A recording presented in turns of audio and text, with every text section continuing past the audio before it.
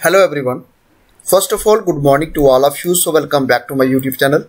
आज इस वीडियो के अंदर हम बात करेंगे GK with special reference to J and K UT का पार्ट 2।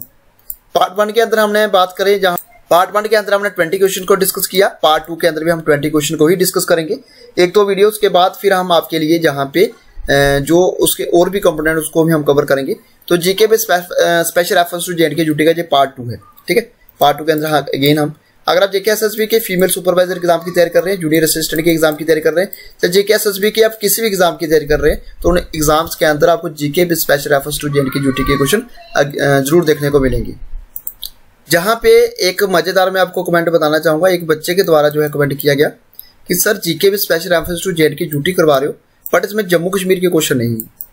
जी, आपको सिर्फ जम्मू कश्मीर की करवाओ, आप इंडियन हिस्ट्री के करा रहे हो, डेमोग्राफी के करा रहे हो, बट मैं आपको बताना चाहूंगा जहां पे GK with special reference to J and K UT की बात करें तो उसमें बहुत सारे टॉपिक्स हैं। उसमें डेमोग्राफी है, उसमें इंडियन हिस्ट्री एंड ज्योग्राफी है, उसके बाद इन्वायरमेंट, इकोलॉजी एंड बायोडाइवर्सिटी है, उसके बाद जेएंडके रिऑर्गेनाइजेशन एक्ट है।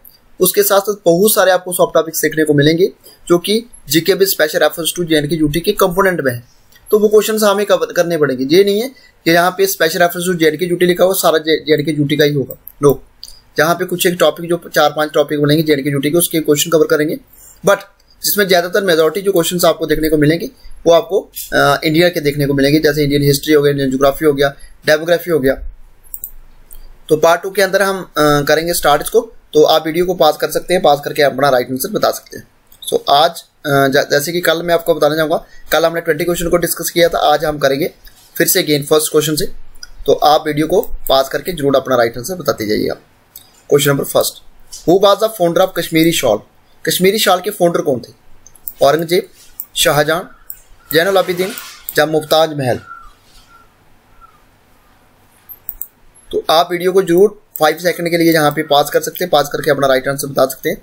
तो कश्मीरी शॉल के जो फाउंडर थे वो थे जैनुल आबिदीन। आंसर आपका रहेगा आंसर सी, ठीक है। तो जी आप देख सकते हैं कश्मीरी शॉल एक टाइप ऑफ वूलन शॉल थे विभिन्न कश्मीर। अकॉर्डिंग टू ट्रेडिशन की बात करें, जो फाउंडर थे इंडस्ट्री के वो थे जैनुल आबिदीन 15th सेंचुरी में, जो कि रूलर थे कश्मीर के। वो इंट्रोड्यूस, उनके द्वारा वीवर्स फ्रॉम टर्किस्तान इसको इंट्रोड्यूस किया गया था जैनुल आबिदीन के द्वारा, ठीक है। ये काफी इंपॉर्टेंट क्वेश्चन है। कश्मीरी शॉल के फाउंडर जैनुल आबिदीन, ये 15th सेंचुरी के रूलर थे, ठीक है। Question number 2, when was the treaty of Amritsar sign between Gulab Singh and British? अगर आज हमारे पास जम्मू कश्मीर है, तो जम्मू कश्मीर को महाराजा गुलाब सिंह ने खरीदा था, किससे? ब्रिटिशर से। कौन सी ट्रीटी हुई थी? ट्रीटी ऑफ अमृतसर हुई थी। 75 लाख 75 लाख नानकशाही रुपीज दिए थे ब्रिटिशर्स को, और ब्रिटिशर से जम्मू कश्मीर खरीदा गया था, किसके द्वारा? महाराजा गुलाब सिंह जी के द्वारा। तो ये ट्रीटी जो थी, ये ट्रीटी ऑफ अमृतसर जो थी, कब साइन की गई थी? ये ट्रीटी ऑफ अमृतसर साइन की गई थी 16 मार्च 1846। ये काफी इंपॉर्टेंट है। 16 मार्च 1846 के अंदर एक ट्रीटी होती है, ट्रीटी ऑफ अमृतसर। और ट्रीटी ऑफ अमृतसर के अंदर अगर बात करें तो उसमें महाराजा गुलाब सिंह जी ने ब्रिटिशर से जम्मू कश्मीर को खरीदा था 75 लाख नानकशाही रुपीज में। तो जिसको ये आप देख सकते हैं यहाँ पे जो ट्रीटी थी अमृतसर की, mark the beginning of Dogra rule in Kashmir, जहां से डोगरा रूल की शुरुआत होती है। और जो फर्स्ट एंग्लो सिख वार हुई थी, महाराजा गुलाब सिंह ने हेल्प की थी ब्रिटिश एम्पायर की, किसके अगेंस्ट? सिख्स के अगेंस्ट। और after the defeat of the Sikh empire, जो ट्रीटी ऑफ लाहौर थी 9 March 1846 and treaty of Amritsar 1846 16 March को जो हुई थी, वे साइन। ये ट्रीटी, दोनों ट्रीटी हुई थी, ठीक है। अगर आपको क्वेश्चन पूछा गया ट्रीटी ऑफ अमृतसर, आपका आंसर होगा ट्रीटी ऑफ अमृतसर हुई थी 1846 में, कब? 16 मार्च को। और 9 मार्च को कौन सी हुई थी? Treaty of Lahore. Question number 3, who built Ranveshwaram temple at Jammu region? तो रणवेश्वरम टेम्पल जो है जम्मू रीजन में किसके द्वारा बनाया गया था? महाराजा रंजीत सिंह, महाराजा गुलाब सिंह, महाराजा रणबीर सिंह या महाराजा हरि सिंह? सो आंसर रहेगा जहां पे आंसर सी, महाराजा रणबीर सिंह जी के द्वारा बनाया गया रणवेश्वरम टेम्पल। कहां पे? जम्मू रीजन में। जो लार्जेस्ट नॉर्थ इंडियन टेम्पल है, ये डेडिकेटेड है लॉर्ड शिवा को। रणवेश्वर टेम्पल ये बना था जम्मू का सबसे बड़ा एक टेम्पल आपको देखने को मिलेगा, ठीक है। ये एंशिएंट श्राइन की बात करें, ancient shrine was built back in 1883 by Maharaja Ranbir Singh. Question number 4, जो बाल्टल वाइल्ड लाइफ सेंचुरी है, इसको और किस नाम से जाना जाता है? दक्षुण वाइल्ड लाइफ सेंचुरी, ताजबस wild life sanctuary, Kaziranga wild life sanctuary या नंदी वाइल्ड लाइफ सेंचुरी? तो 4 का आंसर क्या रहेगा? 4 का आंसर आपका रहेगा answer B, Thajwas wild life sanctuary. ये क्वेश्चन एग्जाम में पूछा गया था कि बाल्टल वाइल्ड लाइफ जो सेंचुरी है इज आल्सो नोन, उसको बोलते हैं Thajwas wild life sanctuary. Question number 5, Haigam जो एक वेटलैंड रिजर्व है ये कौन से डिस्ट्रिक्ट में लोकेटेड है जम्मू कश्मीर की? पुलवामा में, शोपियां में, अनंतनाग में या बारामूला में? ये काफी इंपॉर्टेंट है, कीजिए इसका आंसर। तो क्वेश्चन नंबर 5 का आंसर आपका रहेगा answer D, Baramulla.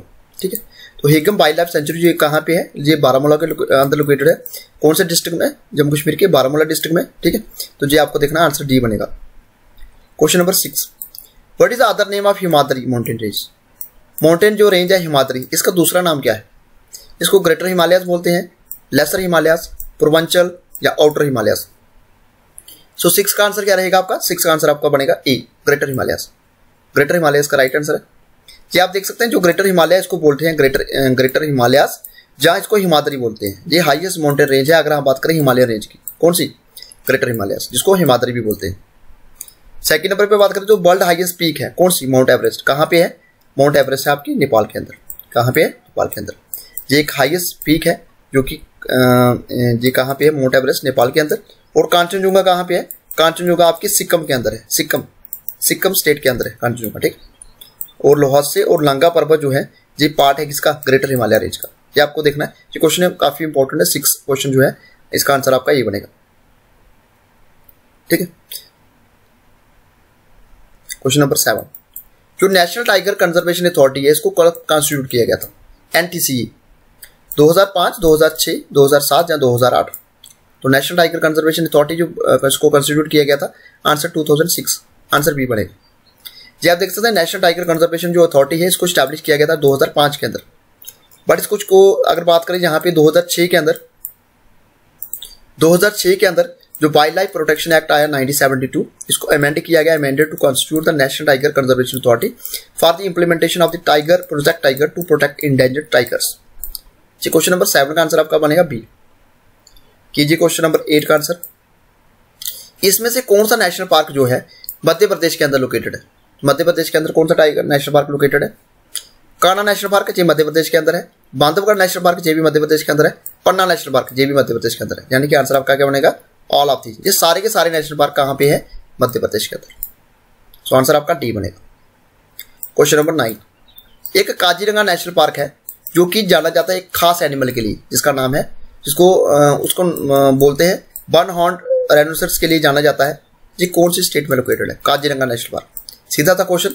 Kaziranga national park जहाँ पे फेमस है वन हॉर्न राइनोसरस के लिए कि कौन सी स्टेट में है? असम, वेस्ट बंगाल, त्रिपुरा या तमिलनाडु? तो 9 का आंसर आपका जहाँ पे ए बने, असम के अंदर है काजीरंगा नेशनल पार्क। सीधा क्वेश्चन पूछते हैं काजीरंगा नेशनल पार्क कहाँ पे? असम के अंदर। और काजीरंगा नेशनल पार्क किसके लिए फेमस है? वन हॉर्न राइनोसरस के लिए। ठीक, काजीरंगा नेशनल पार्क किसका होम है? World largest population of Indian one horn rhinoceros. ठीक है, क्वेश्चन नंबर 10 का आंसर कीजिए। जो रेड डेटा बुक है जिसको पब्लिश किया जाता है IUCN के द्वारा, international union for conservation of nature, contain list है, इसमें क्या होता है? क्या एंडेमिक प्लांट और प्लांट स्पीशीज होती है? नहीं, बिल्कुल नहीं होती है। क्या इसमें थ्रेटेंड प्लांट्स और एनिमल्स होते हैं? बिल्कुल नहीं होते हैं। क्या इसमें डॉक्यूमेंट्स होते हैं जिसको डॉक्यूमेंट्स होता है जिसमें रिकॉर्ड रखा जाता है सारे के इंडेंजर्ड स्पीशीज का, चाहे वो एनिमल्स की हो, चाहे वो प्लांट्स की हो, चाहे वो फंगाई की हो कंट्री के अंदर? बिल्कुल सही, आंसर आपका सी बिल्कुल सही है। तो रेड डेटा बुक के अंदर यही चीजें होती हैं, इसको पब्लिश किया जाता है, एक डॉक्यूमेंट होता है जहां पे सारा रिकॉर्ड रखा जाता है किसमें? इंडेंजर्ड स्पीशीज का। कौन सी? एनिमल्स की होगी, प्लांट्स की होगी और फंगाई की होगी। आंसर आपका सी बनेगा। जहां पे रेड डेटा बुक के बारे में थोड़ा सा मैं आपको बताना चाहूंगा। रेड डेटा बुक जैसे IUCN लिखा हुआ है, international union for conservation of nature, red list of threatened species, जिसको बोलते हैं IUCN रेड लिस्ट या रेड डेटा बुक। इसको फाउंड किया गया था 1964 के अंदर। एक इन्वेंटरी है किसकी? ग्लोबल कंजर्वेशन स्टेटस की। और इसको एक्सटेंशन, जहां पे जितनी भी स्पीशीज होती है वो खतरे के निशान पे होती है, एक्सटेंशन रिस्क में होती है ऑफ बायोलॉजिकल स्पीशीज। ये किस सीरीज है किसकी? रीजनल रेड लिस्ट की, which assess the risk of extinction to species within a political management unit are also produced by किसके द्वारा? countries and organization। तो इसको आपने मेन याद रखना है। इसमें endangered species को रखा जाता है। इसको फाउंड किया गया था 1964 को, IUCN international union for conservation of nature. कीजिए क्वेश्चन नंबर 11 का answer. Who among the following person may nominate 2 members to the legislative assembly of Jammu Kashmir to give representation to women? इसमें से कौन सा पर्सन जो है वो nominate कर सकता है 2 मेंबर को लेजिस्लेटिव असेंबली के जम्मू कश्मीर में जिससे रिप्रेजेंटेशन दी जा सके वुमेन्स को। मिनिस्टर ऑफ फॉरेन अफेयर्स होंगे, प्राइम मिनिस्टर्स होंगे, प्रेसिडेंट होंगे या एलजी होंगे। जम्मू कश्मीर जब एक स्टेट हुआ करती थी तो जम्मू कश्मीर में किसका हेड कौन होता था? गवर्नर। बट आज की डेट में जम्मू कश्मीर एक यूनियन टेरिटरी है, तो जहाँ पे आपको एलजी का देखने को मिलेगा। तो जहाँ पे जो 2 पर्सन होंगे नॉमिनेट किए जाएंगे वो किसके द्वारा किए जाएंगे? जम्मू कश्मीर लेजिस्लेटिव असेंबली में वो एलजी के द्वारा किया जाएगा। आंसर आपका क्या बनेगा? डी। अब इंपॉर्टेंट चीज याद रखने आपने, जैसे लोकसभा के अंदर 543 सीट्स हैं, अभी इलेक्शन हुए हैं, ठीक है। ऐसे ही राज्यसभा के अंदर 245 सीट्स हैं। कितनी है? 245, जिसमें 233 का होता है इलेक्शन, 233 का इलेक्शन होगा प्लस 12, इसमें 12 को अगर ऐड करोगे तो 245 बनेंगे, 245। इसमें जो 12 मेंबर होंगे वो किसके द्वारा नॉमिनेट किए जाएंगे? वो किए जाएंगे प्रेसिडेंट के द्वारा। हम किसकी बात कर रहे हैं? सेंटर की। जब यूनियन टेरिटरी की बात आएगी तो ये 2 मेंबर जो नॉमिनेट किए जाएंगे वीमेन रिप्रेजेंटेशन के लिए, एक किए जाएंगे एलजी के द्वारा। आंसर आपका डी बनेगा, ठीक है। Who shall not vote in first instance in the legislative assembly, but shall have and exercise the casting vote in case of inequality of votes under the J&K Reorganization Act 2019। जहां पे पहले instance में इनके पास vote देने का अधिकार नहीं होता है, बट वो वोट दे सकते हैं, अपना वोट को एक्सरसाइज कर सकते हैं अगर वोट वहां पे इक्वल हो जाते हैं। ये जम्मू कश्मीर के रिओर्गेनाइजेशन एक्ट के अंदर बताया गया है 2019 के अंदर। इसमें से कौन सा पर्सन ऐसा है जो वोट दे सकता है जब वोट बराबर हो जाए दोनों को? सो इसमें आंसर क्या बनेगा? इसमें आपका डिप्टी स्पीकर बनेगा, स्पीकर बनेगा, चीफ मिनिस्टर बनेगा या एलजी बनेगा। ये क्वेश्चन जीके एसएसबी के एग्जाम में पूछा गया है। ये आंसर रहेगा आपका answer B, speaker. Speaker board पहले तो बोर्ड नहीं कर सकता फर्स्ट इंस्टेंस में, बट अगर कोई बोर्ड में इक्वलिटी हो जाती है, बोर्ड बराबर हो जाते हैं, तो फिर इन केस स्पीकर बोर्ड कर सकता है, ठीक है। Question number 13, according to J&K reorganisation act 2019 the union territory created without legislature. ऐसी आपने बताना कि 2019 के अंदर जो जम्मू कश्मीर रिओर्गेनाइजेशन एक्ट आता है उसमें से कौन सी यूनियन टेरिटरी है जिसके अंदर लेजिस्लेचर नहीं है? लेजिस्लेचर ही नहीं है, यानी कि law making bodies. Jammu Kashmir के अंदर अगर बात करें तो पहले जहां पे लेजिस्लेटिव असेंबली थी, लेजिस्लेटिव काउंसिल था, बट आज की डेट में लेजिस्लेटिव काउंसिल जहां से हटा दिया गया, सिर्फ लेजिस्लेटिव असेंबली है, ठीक है। लद्दाख के अंदर क्या है? लद्दाख के अंदर लेजिस्लेटिव असेंबली और लेजिस्लेटिव काउंसिल ये दोनों नहीं है, यानी कि आंसर आपका क्या होगा? ऐसी यूनियन टेरिटरी जो क्रिएट की गई है विदाउट लेजिस्लेचर, सो आंसर आपका लद्दाख बनेगा। आंसर ये क्वेश्चन एग्जाम में एक बार नहीं 5 बार जेके एसएसबी ने रिपीट किया। तो लद्दाख के अंदर जब भी इलेक्शंस होंगे, लद्दाख के अंदर सिर्फ एमपी की एक सीट है, मेंबर ऑफ पार्लियामेंट की एक सीट है, बट जब लद्दाख के अंदर कभी भी सीएम नहीं बनेगा। सीएम क्यों नहीं बनेगा? क्योंकि जहां पे लेजिस्लेटिव असेंबली है ही नहीं, ठीक है। तो आंसर आपका ये बनेगा। Question number 14, the Jammu Kashmir reorganisation act 2019 received assent from the president on, यानी कि 5 अगस्त 2019, 6 अगस्त 2019, 9 अगस्त 2019, ये 3 डेटें आपको याद रखनी है। 5 अगस्त को हमारे इंडिया के होम मिनिस्टर अमित शाह जी के द्वारा ये बिल पेश किया गया कहाँ पे? राज्यसभा के अंदर। 6 अगस्त को कहाँ पे किया गया? लोकसभा के अंदर। और ये जब दोनों सदनों से ये बिल पास हुआ तो बिल किसके पास चला गया? प्रेसिडेंट के पास 9 अगस्त को। और 9 अगस्त को प्रेसिडेंट ने इसके ऊपर अपनी सहमति दे दी। तो क्वेश्चन जहां पे यही पूछा गया है, ठीक है। तो जम्मू कश्मीर जो रिओर्गेनाइजेशन एक्ट 2019 है, इसको एसेंट कब मिली प्रेसिडेंट की? इसको एसेंट मिली 9 अगस्त 2019 को, ठीक है। तो जी आपका आंसर बनेगा सी, इसका राइट आंसर है। Question number 15, which are the following is an important strategy for the conservation of biodiversity. इसमें से इंपॉर्टेंट स्ट्रेटेजी बतानी जिससे हम बायोडाइवर्सिटी को कंजर्व कर पाए। Wild life sanctuary, national parks, botanical gardens या बायोस्फीयर रिजर्व्स। सो 15 का आंसर आपका बनेगा जहां पे आंसर डी, बायोस्फीयर रिजर्व जो है ये एक इंपॉर्टेंट स्ट्रेटेजी है किसके लिए? ताकि बायोडाइवर्सिटी को कंजर्व किया जा सके। तो मोस्ट इंपॉर्टेंट जो स्ट्रेटेजी है conservation of biodiversity together with the traditional human life is established of biosphere reserves. Question number 16, in which of the following year India pass the air prevention and control of pollution act.